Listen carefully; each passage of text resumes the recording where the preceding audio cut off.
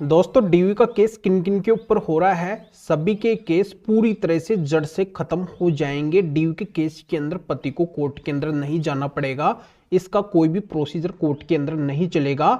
माननीय supreme court ने बहुत ही महत्वपूर्ण गाइडलाइन डीवी के केस के अंदर जारी करी है। तो ये कौन सी गाइडलाइन है और किस तरीके से इसका इतना बड़ा फायदा पति को मिल रहा है, ये पूरी जानकारी इस वीडियो के अंदर मैं बताने वाला हूं। वीडियो बहुत ही महत्वपूर्ण है, इसलिए आपको करना क्या है, वीडियो को बिल्कुल अंत तक देखना है, तभी पूरी जानकारी समझ में आएगी। और ये आपका अपना चैनल है, इसको अगर आप अभी तक सब्सक्राइब नहीं करे हैं तो पहले आप सब्सक्राइब कर दीजिए और साथ में बेल आइकन को भी दबा दीजिए। तो चलिए शुरू करते हैं। तो वेलकम दोस्तों, मैं हूं आपका अपना एडवोकेट जितेंद्र। दोस्तों इस बात का आपको भली भांति पता है कि पत्नी जब डीयू का केस करती है तो डीयू के केस के अकॉर्डिंग पत्नी कई तरह के अपने अधिकार लेना चाहती है। और अधिकार पत्नी को कब मिलेंगे? जब पत्नी पति को, पति के घर वालों को, रिश्तेदारों को गलत दिखाएगी और उनके ऊपर वो संगीन आरोप लगाएगी और उन सारे आरोपों को पत्नी साबित करेगी कि इन सभी ने है जो मेरे साथ में डोमेस्टिक वायलेंस यानी कि घरेलू हिंसा की है, तब पत्नी को ये फायदा मिलेगा। तो यहाँ पे पत्नी के द्वारा अगर ये सारे आरोप पति के घर वाले, रिश्तेदार, इन सभी के ऊपर लगाए जाते हैं तो वो केस अब पूरी तरह से खारिज हो जाएगा। वो केस बिल्कुल भी कोर्ट के अंदर नहीं चलेगा। डीवी के केस के अंदर पति को कोई भी स्ट्रगल नहीं करना पड़ेगा, पत्नी को किसी भी तरीके का डीवी एक्ट के अकॉर्डिंग कोई भी फायदा नहीं मिलेगा। दोस्तों इस मामले के अंदर भी क्या होता है, पत्नी के द्वारा डीयू का केस फाइल किया जाता है और डीयू के केस के अंदर पत्नी, पति के साथ में पति के माता पिता और 14 अन्य पति के रिश्तेदारों के नाम भी पत्नी डीयू के केस के अंदर लिखवा देती है।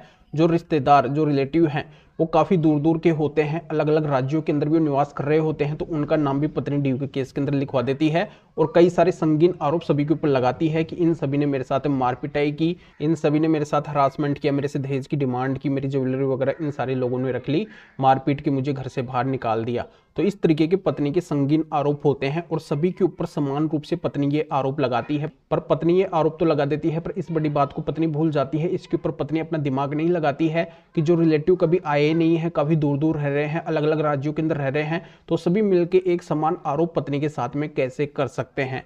यानी कि पत्नी के आरोप होते हैं कि इन सभी ने मिलकर मेरे साथ में इतना अत्याचार किया है, इतना गलत किया है, तो जब वो आए नहीं है तो वो गलत कैसे कर सकते हैं? बिल्कुल भी गलत नहीं कर सकते हैं।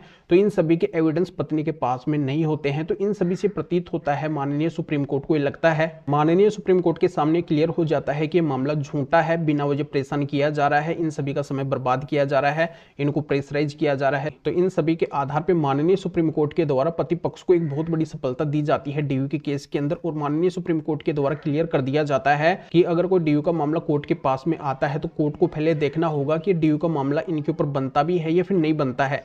अगर नहीं बनता है, झूठा मामला है, शुरू में ही ये प्रतीत हो रहा है, तो किसी के पास में भी कोर्ट के द्वारा नोटिस नहीं जाएगा कि आपके ऊपर डीयू का मामला दर्ज हुआ है, कोर्ट के अंदर उनको नहीं बुलाया जाएगा। सर्वप्रथम वो मामला इन आधारों पे पूरी तरह से कोर्ट के अंदर खत्म हो जाएगा। वो मामला है जो किसी के ऊपर चलेगा ही नहीं। तो ये बहुत ही महत्वपूर्ण गाइडलाइन है। मतलब अब पत्नी झूठा डीयू का केस दर्ज नहीं करवा सकेगी, सारे डीयू के केस इन आधारों से खारिज हो जाएंगे, पूरी तरह से खत्म हो जाएंगे, तो वो केस चलेंगे भी नहीं। तो ये जानकारी आपकी समझ में आ गई होगी।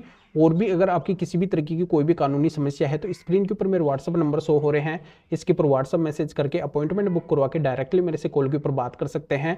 अपनी किसी भी तरीके की कोई भी कानूनी समस्या है तो उसका समाधान मेरे से जान सकते हैं। तो अभी आपको करना क्या है, वीडियो को लाइक करना है और शेयर भी करना है जो और लोगों तक जानकारी पहुंच सके।